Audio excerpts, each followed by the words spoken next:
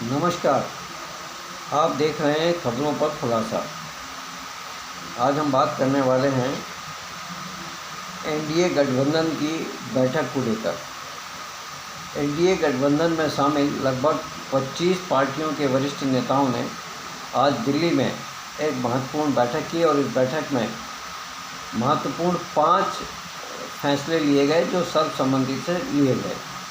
विशेष बात ये थी कि दिल्ली में कॉकरोच पार्टी के प्रदर्शन के बाद आयोजित की गई इस बैठक का एक बड़ा ही महत्व था।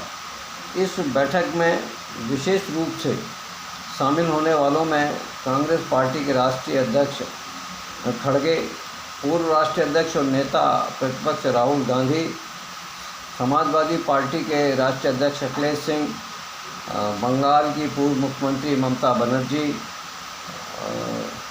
शिवसेना पार्टी के उद्धव ठाकरे, पवार पार्टी के पवार खुद, इसके साथ ही आम आदमी पार्टी के जो संयोजक हैं अरविंद केजरीवाल सहित तमाम सारे 25 पार्टियों के वरिष्ठ नेताओं ने इसमें भाग लिया।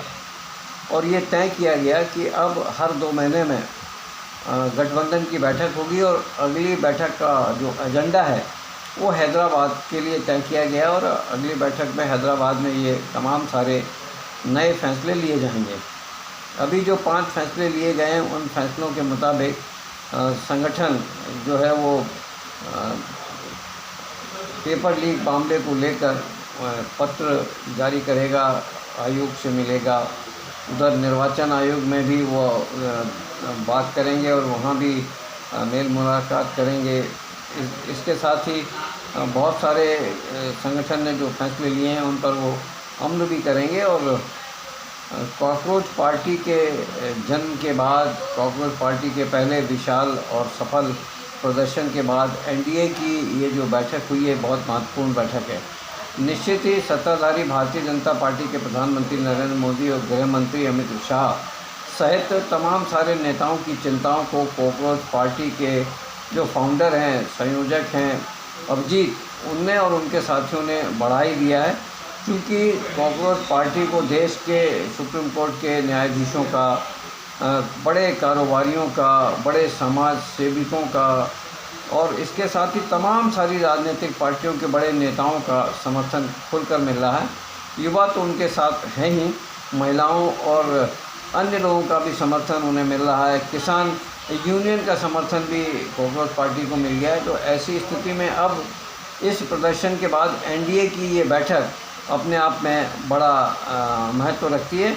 और निश्चित ही इस बैठक के बाद जिसमें 25 पार्टियों के बड़े नेता शामिल हुए थे, कोई ना कोई ठोस कदम उठाया जाएगा और ये ठोस कदम एक बार फिर भारतीय जनता पार्टी की सरकार को, नरेंद्र मोदी को और अमित शाह को परेशानी में डाल सकता है। आने वाले समय में एक तरफ कॉकरोच पार्टी फिर प्रदर्शन करेगी, जैसा कि उन्होंने घोषणा की है कि यदि धर्मेंद्र प्रधान ने त्यागपत्र नहीं दिया तो अगले शनिवार को, यानी आने वाले शनिवार को वो फिर प्रदर्शन करेंगे दिल्ली के जंतर मंतर पर।